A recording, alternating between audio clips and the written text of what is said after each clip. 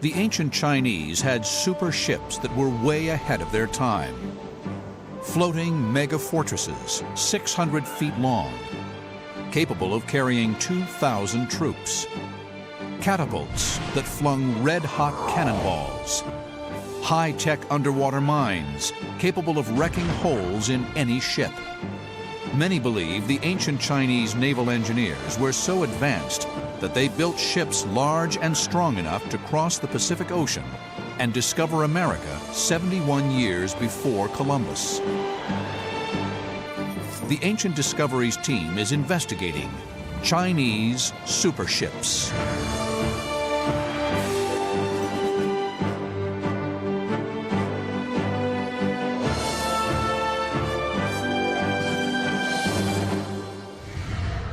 In 2002, research was published that rocked the academic world and had the potential to rewrite the history of the United States. Traditional history, as taught, is just pure fantasy. Before long, the whole theory of how North America was populated will be stood on its head. The report's authors claimed that ancient Chinese ship technology was so advanced they were building ocean-going liners on a scale that we are matching today. People will say most of the native peoples of North America actually came by sea. The book claimed that a Chinese fleet led by Admiral Zheng He had crossed the ocean and discovered America 71 years before Columbus. If true, this claim would change U.S. history beyond recognition. It seems to me highly probable that a Chinese junk got blown off coast from China and with the North Pacific drift found itself somewhere on the west coast of America. Discovery means what you find, you communicate to others. And we have no evidence from the Chinese records at all that anybody ever came back saying, hey guys, I found this new place. In naval warfare, the ability to attack from a long range has always been crucial.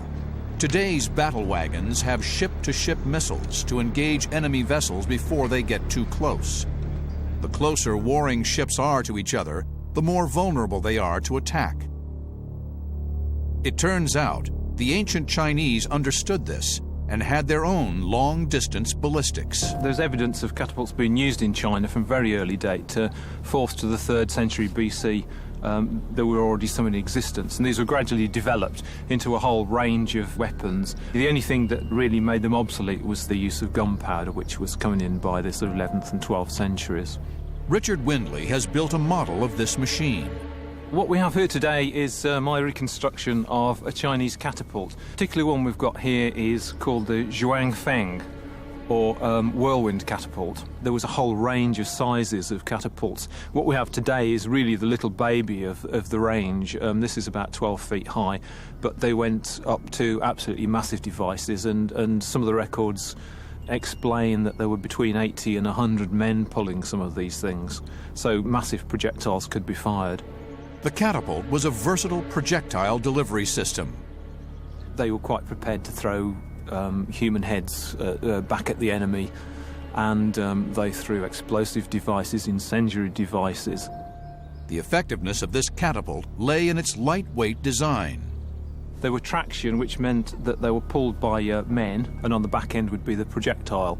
The Chinese applied ingenious technology to natural resources. The arms of these things are made from bamboo, and they were made from varying numbers of bamboo rods. This would give them a kind of flex. The catapult had such an efficient power-to-weight ratio, it was light enough to be deployed on board ship. Weights could be shot at enemy ships, destroying wood, ropes, and sails. We're going to try and fire at a target which is moored out on the lake. This is meant to represent a sort of a section of a wooden hull. We're going to load the catapult with iron balls, and we're just going to test the range and hopefully get some idea of accuracy. The Chinese stopped using the catapult in the modern era. Richard and his team are about to fire this model for the very first time. Okay, can you untie then? They will be performing exactly the same actions as the ancient Chinese Marines did 1,500 years ago. Okay. All clear. 3, 2, 1. Ball. Oh, that was fantastic. We missed. Well, I think we did just catch the very front end of the target, but if the guys can pull just a tiny bit harder, then we should be just about right. But we're going to give it another go and see how we get on. Okay. Right, all clear. 3, 2, 1, pull. Oh, shot!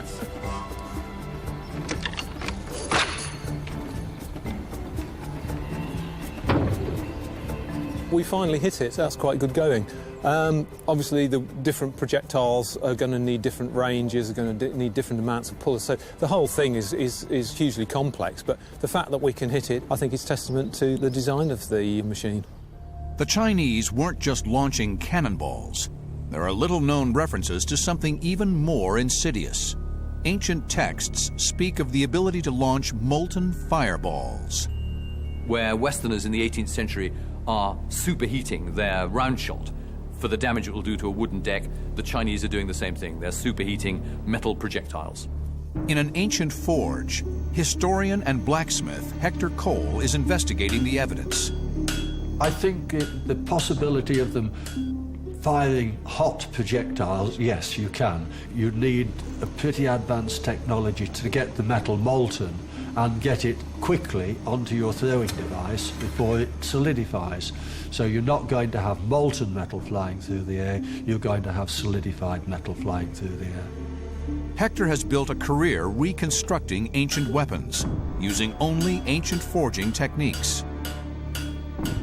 The first challenge is to get the balls hot enough. Now, to get hot a large piece of metal like that, you need a very large fire and a lot of air being blown into it. And early man was then using bellows of some sort, which then delivered the air into the fire. And with that technology, the Chinese were melting iron. And once you've got iron into a molten state, you can then pour it into whatever shape you like. Now, that didn't occur in Western Europe until hundreds of years later. The furnace raises the temperature of the iron cannonball to 1,500 degrees. Forges work by focusing the heat in. They do not give out much heat. This means they are safe to be installed on wooden boats. The Chinese would have installed smaller versions of exactly this type of forge on board ship. The effectiveness of burning hot metal is extraordinary. If you have hot metal and it lands on something and it is hot enough and that thing is combustible, then it will burst into flame. Now, it doesn't take much realization to think that if you could lob one of these, red hot, as hot as you can get it, onto a ship, the people on board ship are going to panic, because the last thing that you want on a ship is uncontrolled fire. Hector leaves the cannonball in the 1,500 degree forge for 15 minutes. The metal heats to red hot. Well, we now have a red hot cannonball. It's taken about 15 minutes to get up to this heat. So the thing to do is to see what it will do if it landed on anything that's combustible. Hector's first test is to investigate what the ball would do to card or paper, such as might be found in sails or packing on board ship. And that was instantaneous. If you were on board ship, quite frightening, highly effective. But how will the hot ball affect the planking of the ship itself? Hector places a 2-inch thick piece of wood into the forge, exactly the type used on an ancient Chinese ship. That's just as impressive. It's on fire, the fire's spreading out. Panic. No one's going to pick that up. Abandoned ship. But how will the red-hot ball shoot in Richard's catapult? Blacksmith Adrian May has supplied a mobile, lightweight forge of the size and power that could have been used on an ancient ship. We've got a blacksmith here today who's had the forge going for some time now. There's some cannonballs heating up in the forge. They've been in there for about half an hour, I believe, and they should be getting up to medium orange heat now. What we're going to do is to load them into the catapult and see if we can actually hit this target.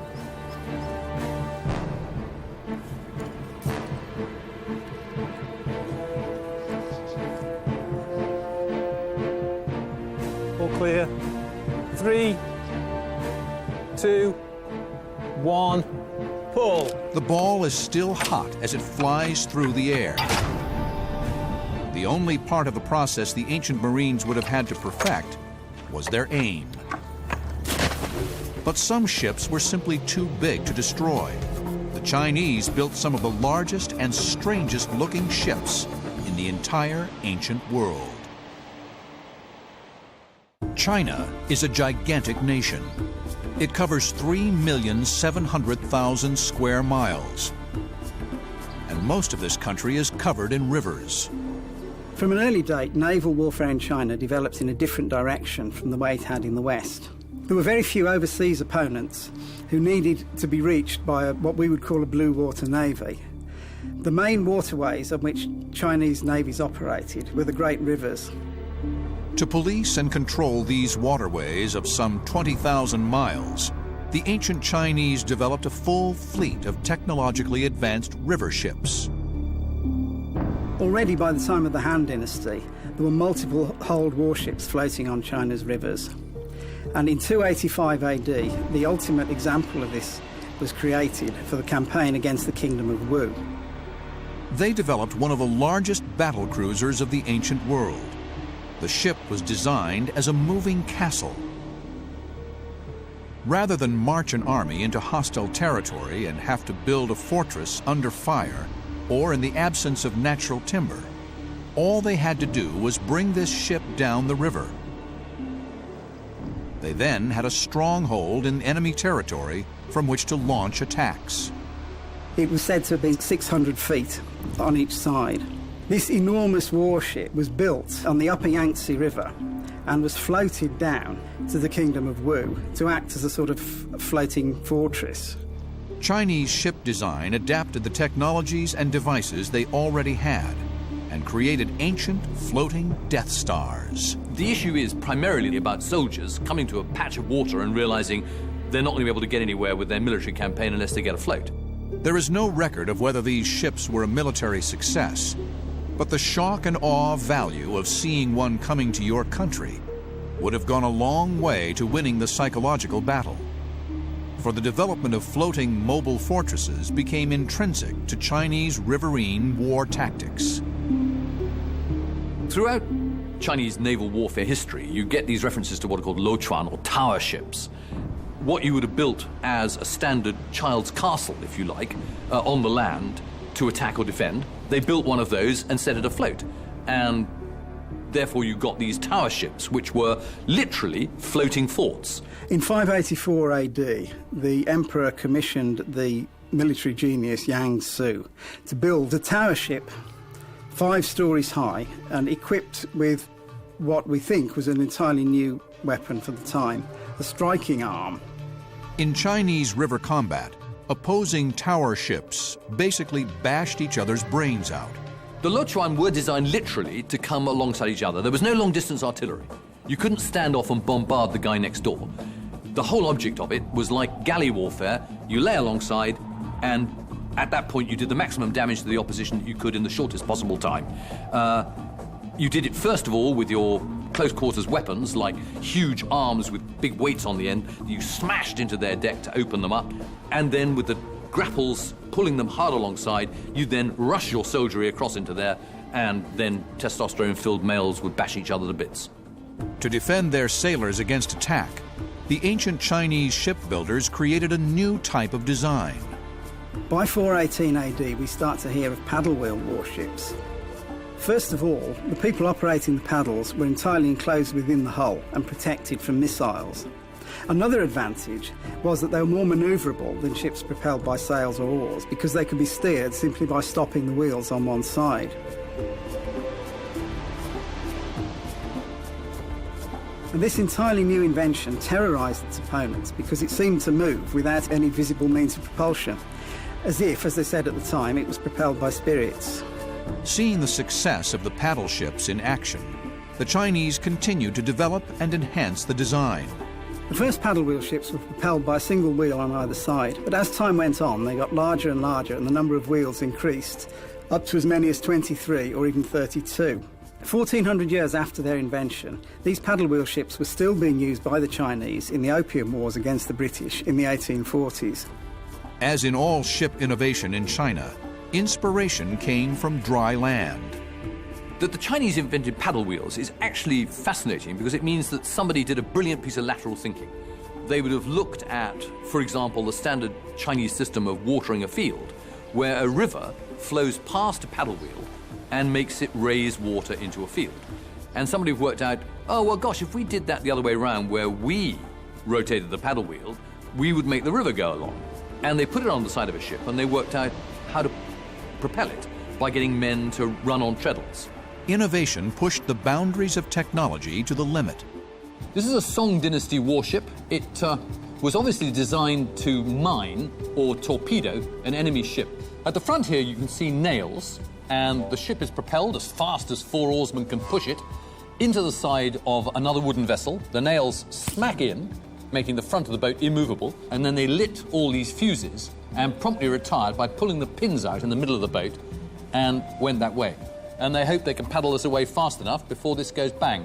Absolutely no comparison at all between this and any modern ship. I've never seen anything like it. The massive array of options and choices of attack vessel made fleets a force to be reckoned with. To counter this threat, ancient engineers were forced to develop anti-shipping countermeasures. John Bevan is an expert in the history of submarine technology. Mines in the Western world first appeared around the mid-1800s, and particularly during the Crimean War, and around the Black Sea and even the Baltic, where the Allies, the British and the French were fighting the Russians. And the Russians had produced mines at that time, and they were successfully damaging our ships. There were 2 types they had. They had contact mines, and they had mines that they could detonate from the shore using electrical wires, which were quite state-of-the-art technology at the time. Again, you know, it's taken the Western world 1,000 years to catch up with what the Chinese have been doing. Mine technology in ancient China was generations ahead of its time. The Ancient Discoveries team has traveled to a test tank in Britain to investigate ancient Chinese mine technology. So what I've got in front of me is a small reconstruction of an ancient Chinese device. This was from the 14th century fire drake manual, and this was a manual of all kinds of military hardware of the period. Now, obviously, in China during periods of warfare, which were pretty frequent, the rivers were a fairly major communications network, and anyone that could control the rivers had got strategic advantage. And this device really was used for that purpose, to actually protect and defend. Basically, what we're looking at is a device which used gunpowder bombs. We've only got one on here, but some of the diagrams in the fire drake manual show whole collections of bombs, and these are all fused together, and the fuse is carried through this rather disgusting-looking material here, which is actually pig's intestine. And the idea of this is that it's waterproof, and it would help protect the fuse from getting wet, and so allow it to burn. The board which they're strapped to was suspended in the water by using floats, which are these things here. Now, the originals would have been bladders, either from oxen or from large animals. These provide the flotation, and the whole device is anchored with stones to the bottom of the river. There's several different ways of igniting them. One which is described is this device here, which is just a little floating pot. And suspended in this is a wooden plug. There's an incense stick here, which is attached to the fuse. So the incense stick will obviously slowly burn down. And then when it gets to the bottom, there's a little bit of gun cotton on here, which ignites the fuse. The length of time from ignition to explosion could be varied by the length of the fuse, from a couple of seconds to many minutes. The fuse then burns down through the waterproofing intestine here until it reaches the bomb, which obviously then explodes underwater. What we're hoping to do now is to set this thing up in the tank. We've got a small charge in here because we can't use anything too large for safety reasons, and hopefully we're going to set the fuse alight and see if it will go off. The first challenge is to achieve a balance between the floating devices and the anchors, so that the mine hangs at exactly the correct depth. But the most important part of the trial is to test whether the divers can set and arm the mine underwater without getting the key parts wet. In the days before electricity, the gunpowder-based fuse had to be kept completely dry.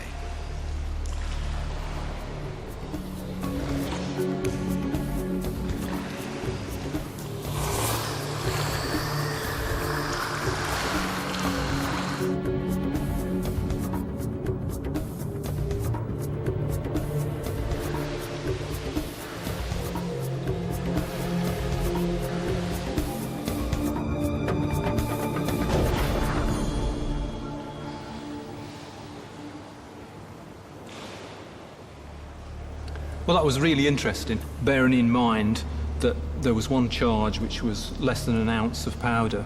The Chinese devices would probably have had at least 3, 4, 5 pounds of powder. If we multiply that little pop that we just had by perhaps 100 times, we can get some idea of the possible damage that these things were capable of achieving. It certainly looks as though this is going to be really quite an awesome weapon. Anybody trying to navigate a river, one or two of these things going off, they don't know how many more there are, they don't know how widespread they are, they don't know how long they go for. As a deterrent, it's a superb device. I'm absolutely amazed at it because it took us 1,000 years to catch up with the Chinese. The ancient Chinese mine was an advanced technology way ahead of its time. As in all military innovations, it was not dreamt up for fun, but a necessary development to meet a definite threat. And this threat came from the Chinese shipbuilders. For the boatyards of China were centuries ahead of the rest of the world. They created ships whose design and technology is still used today, the world's longest-lasting ship design, and the Chinese built millions of them. The ship is called the junk. The longest-lasting ship design in history is the ancient Chinese junk.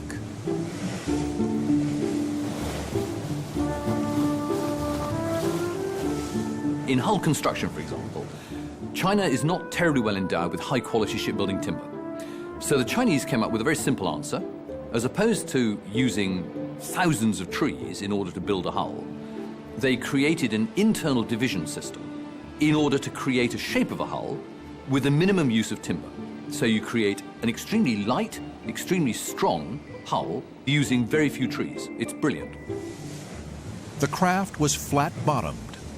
The flat hull gave a lot of advantages operating in estuaries and rivers. The junk had to be capable of operating around the harbour and also going right upstream. And the junks had to go through rapids and also to be very strong to withstand the odd blows from the odd rocks as it went through. The flat hull also improved the performance of the rudder. Because of the shape of Chinese boats, basically they have flat ends and flat fronts, they were able to use a steering oar that went straight over the middle of the back. Water's got to flow cleanly onto a rudder blade for it to be able to steer you. If you've got the bottom of a hull like that, and you lower an oar, it comes right out below the bottom of the hull into clean water. And that's what the Chinese did. They gradually lowered the oar until it was sticking right out at the bottom of the hull, and then it steered brilliantly. The rudder itself was a highly advanced piece of technology. The advantage of a rudder over a stern oar was that they required less physical operation. We think they were using them for probably over 1,000 odd years before the Europeans started them, and the Chinese rudders were also capable of being lifted up or down, so if the vessel took ground they could lift the rudder up, whereas invariably when a European ship touched it smashed the rudder, and that the ship was pretty hopeless. Western ships had a fixed rudder which could not be raised in shallow water. They also used a skeletal system of design. A rib cage was built and planks nailed around it, But the Chinese were the first to develop and capitalize on bulkhead technology. Bulkheads divide the inner hull into sections, so if a hole is made in one part of a ship, only that part will flood. Bulkheads were introduced by the Chinese, we think, in the 1st century. It enabled two things really to a junk. It stiffened the whole of the junk frame up, so it stopped the torsional twisting. And it also, if you had water permeate into a department or rock or so forth, or even shellfire, it meant that water was held in that hold. The ancient Chinese derived their inspiration from nature. The Chinese were building rafts with bamboo, and the bulkheads built into bamboo naturally by nature were thought, well, that's a wonderful idea, we'll incorporate it into our junks. The motor of a sailing boat is the sail. Marine engineer Cedric Bell has made a replica of an ancient Chinese junk sail. This is a model of a junk sail. The sails were held on a yard, battens down the sail, fixed to the sail, and then each batten was attached to the mast by a loose connection with rollers in to make it run freely. There were no stays on the mast, so consequently the sail could rotate all the way long. And attached to each of the battens were ropes called sheets, and each one was able to control from the deck the direction of the sail, so it could do that or that. So these sheets then would control where the sail was in relation to the wind. The edges of the sail were so designed to give a form of lift, rather like aerofoil of an aeroplane or a bird's wing. The ability to completely rotate the sail allowed the Chinese junk to actually sail into the wind like a modern yacht. If you wished to reduce the sail, well, obviously each batten went on top of the next and closed up like a Venetian blind, and then they were just tied together at the ends. But to lift the sail, which could weigh up to 10 tons, extra help was required. So we think they were provided with a balance weight, so the semi-automated. So you got a counterbalance. Whichever position you got into, the counterbalance there held the sail in its position. The only problem is then, of course, if you've got a 90-foot mast and a 30-foot hull, then you've got to have a set of balls or else a ratio here. So the ball drops 1 foot and the sail rests 3. And the ball would run in guide so it wouldn't swing round, and when the ship was normally sailing, the weight would be on the hull as low as possible. So to raise the sail, minimum force would be required on the winch.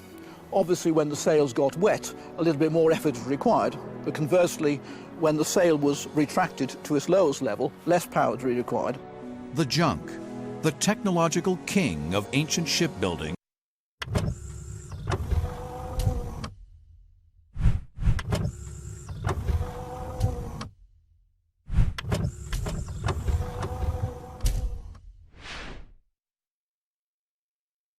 was the most successful ship design in history.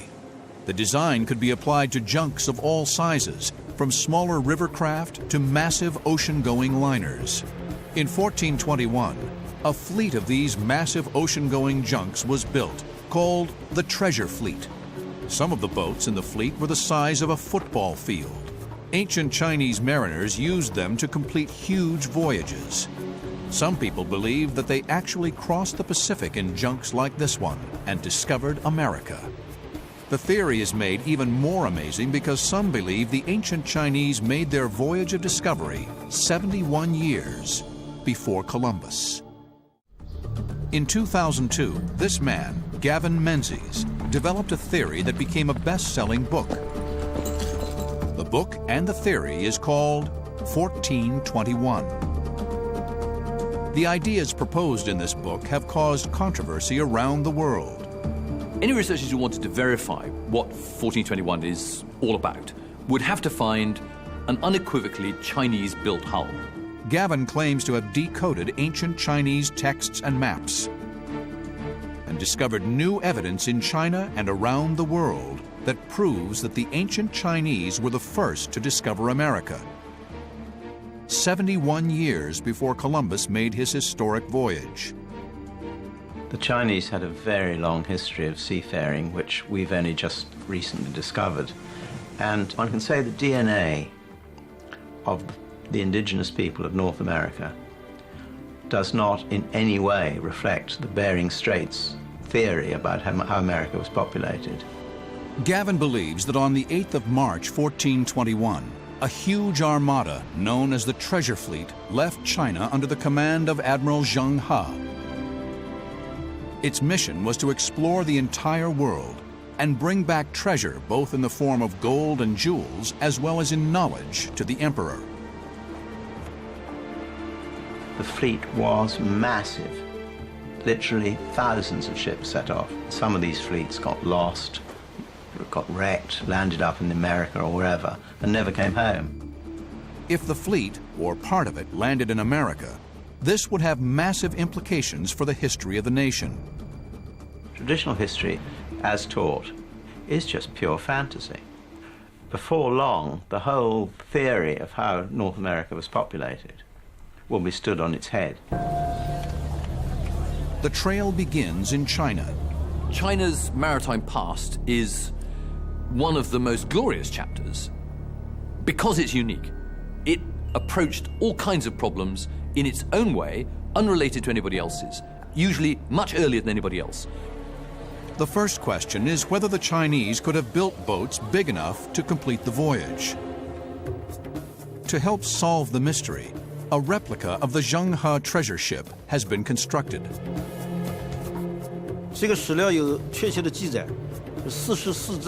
Experts have different views on the subject.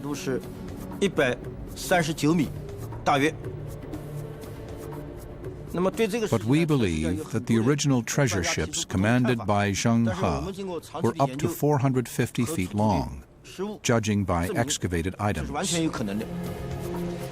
In Nanjing, there is evidence of an even bigger boat.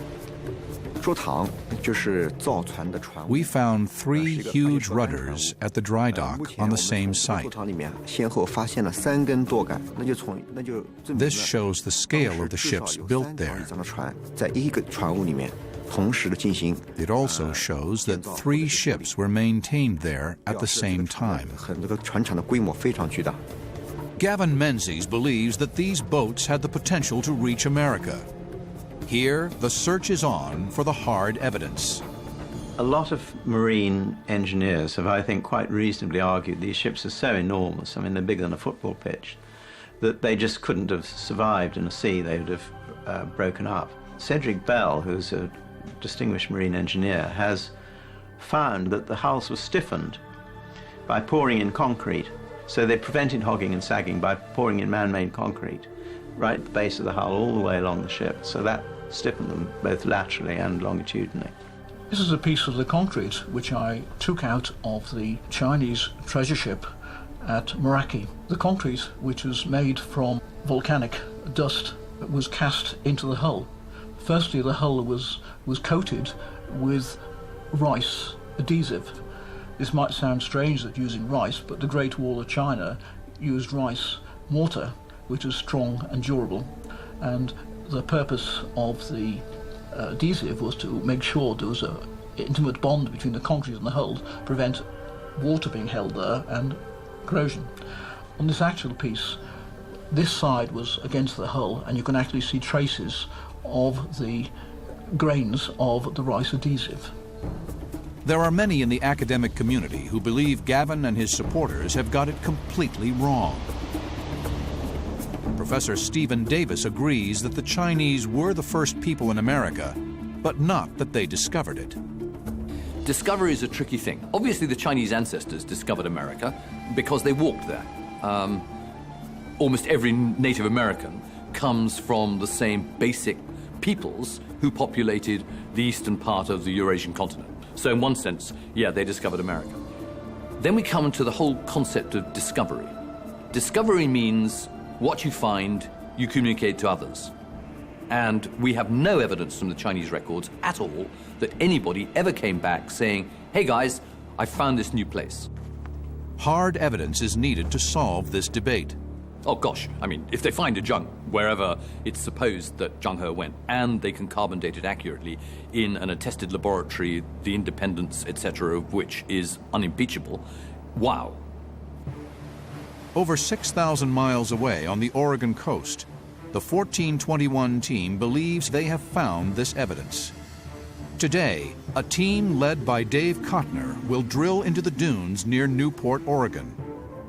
They believe they have discovered the boat here and are about to silence the world's critics. If they find what they're looking for, they will turn American history on its head.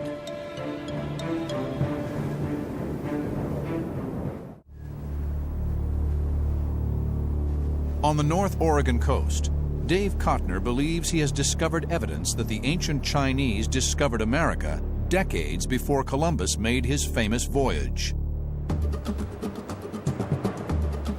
The North Oregon coast has been subjected to massive tidal waves, called tsunamis, for centuries.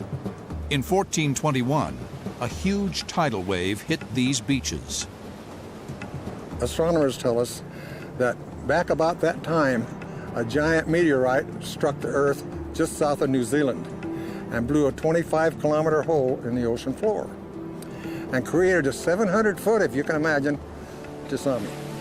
And then by the time it got here, they claim it was about 40 feet tall and moving at 350 miles an hour. And some of the ships that I found up here are 140 feet above sea level. So you can imagine the force it took to shove these things up here. Dave uses a technique known as divining to search for gas, oil, gold, silver, and treasure. His hit rate is immaculate. He has discovered mines that have produced millions of dollars of gold and silver all across the southwest of the United States. But now he believes he has discovered the greatest prize of all, the actual Chinese junks that brought the first non-Native Americans to America. The Chinese, 71 years before Columbus. Dave is marking out the buried ship using his divining technique. There's 4 2 foot by 2 foot pieces down on the bottom of this ship. Dave feels the vibrations of the rods through his hands. Your subconscious mind talking to your conscious mind. And this is a way it uses to transmit the messages. And as I walk along, if my subconscious mind thinks that make a turn, the rods will turn.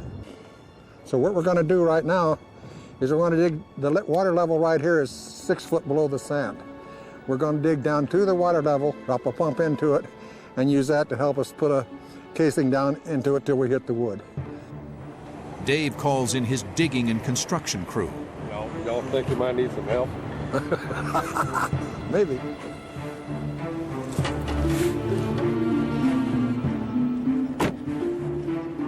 Could this be the legendary treasure ship of Zheng He? The ship that Gavin Menzies believes brought the original Chinese explorers to Oregon and discovered America? The team begins drilling in high spirits. They bore a hole using plastic piping. They insert a hose into the hole, which flushes out the sand. Once the hole is complete, the team can insert the drill and remove the wood. It's kind of like a saw. It just saws its way into the thing.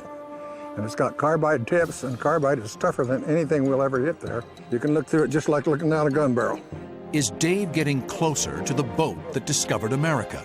If you wanted to prove that a Chinese vessel got to America, you would look down the coast, the west coast of America, the most likely place they would have come ashore, and you would be seeing if you could find a Chinese junk hull. Of course, one problem you've got to face is that there's quite a lot of junk hulls down that coast, which all arrived in the 18th and 19th centuries. There was quite a flow of people, basically economic migrants. So you'd have to be able to be quite sure that what you were finding was a 15th century junk and not a 19th century one. Even the weather seems against Dave. We've hit a new level. We've been going down through different stages of the sand. Then the wind comes and the rain comes. And we've gone through so many different levels. We've gone through sticks, we've gone through leaves and debris, and you can see it. It's obvious when we wash it up. Now we've got blue sand. I have no idea what it is, but it's totally different than what we have in our surroundings. So we're hoping that's a good sign. But the team perseveres. We're getting closer. By the second day, the storm front has passed, and Dave can resume his work. His plan? To drill 40 feet into the sand and into the wood along the keel of the ship. He will remove a core sample. If he is successful, the sample will be sent to the lab for carbon dating. We're there now. We're just knocking on the door. We got to be within 6 inches of it. Dave believes that if his sample can be shown to come from 1421, it will prove that the Chinese discovered America. This happened 71 years before Columbus, and it's going to change a lot of thinking. There is excitement in the camp. The country up here has an air of ancient mystery. Will Dave finally uncover the riddles that have laid hidden beneath the sands for centuries? Or will Professor Stephen Davis be right? All of the ocean current circulation systems that operated in the 15th century would have to have been quite different to the ones that operate today. Actually, they had to work backwards. And I don't think they did. My suspicion is, if huge Chinese ships weren't built, they were a large and flashy platform on which the emperor stood in 1405 when Zheng He set to sea to wave goodbye with his retinue. And they stayed put. And Zheng He, like any sensible seaman, went to sea in a ship that could actually move. After 40 feet and 6 hours, they finally hit something. We got wood coming out of the hull! Got wood! Look here. Keel pieces. That's it. That's Chinese wood right there. That's the stuff dreams are made out of. That's better than gold. 22 years I've been trying for this. Wood from an ancient Chinese junk? Unfortunately, the wood chips are too small a sample to carbon date accurately. The lab will need about 50 grams. Dave believes he understands why his sample is so small. I'm reasonably sure we're drilling into a 2-foot section. It was like a keel piece. It goes down 2 feet in a solid piece of wood. Well, I think we're drilling into the top of it. I think what happened is the drill bit got into it and he couldn't pull it out. So he reversed the drill a little too much and it come out pulling the sand and left the wood. The team sinks another hole.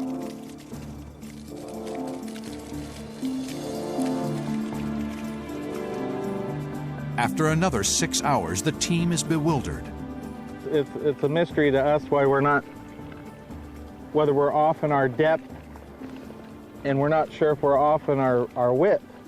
There's 3 of us that dowsed it, and we all come up with the same width, and we've all come up with approximately the same depth. But we don't know why we're missing this, because we picked up the water table, and we're within a few inches. Now, it's not making sense. Well, I don't have any idea why we are not coming up with a core. Normally, we're right on. I just don't understand it. I don't know why. The only thing I can think of is some kind of an atmospheric condition that's messing us up. I know it makes a difference when the sun is shining than it does when the sun isn't shining. The sands of Oregon do not give up her secrets to all searchers. The mystery of the Chinese junk still lies buried under the dunes. As the winter finally closes in on the shoreline, Dave and his team must pack up, vowing to return in the next digging season and uncover the boat. We will get it. No question about it, but we're not going to get it today. As the crew departs this desolate place, all that remains shrouding the secrets of the ancient Chinese treasure ships is sand, fog, and mystery. 20 years from now, we will have a completely different idea who discovered the world, how it was discovered, how the Americas were populated, and how the Renaissance and our current modern way of life was based to a very large extent on Chinese intellectual know-how. Never ever stop looking. I mean, the whole point about historical research is that it's a falsification system. You have a hypothesis. You then strenuously attempt to show that it's wrong. All you've got to find is one piece of evidence that shows that you're wrong, and the hypothesis is blown away. Whatever side academics take in the 1421 argument, they all agree on one thing. We know that they solved all the problems of getting afloat in a unique way, usually much earlier than anybody else. How you build a hull, how you steer it, and how you propel it. All of the Chinese answers are fascinating and unique. and we know far, far too little about it. The superships of the ancient Chinese navies were technological achievements out of their time. From red-hot projectile delivery systems to hull design, the Chinese were building the most advanced ships of antiquity. Whether they used them to actually discover America remains a mystery that many believe is ridiculous, but some are still trying to prove.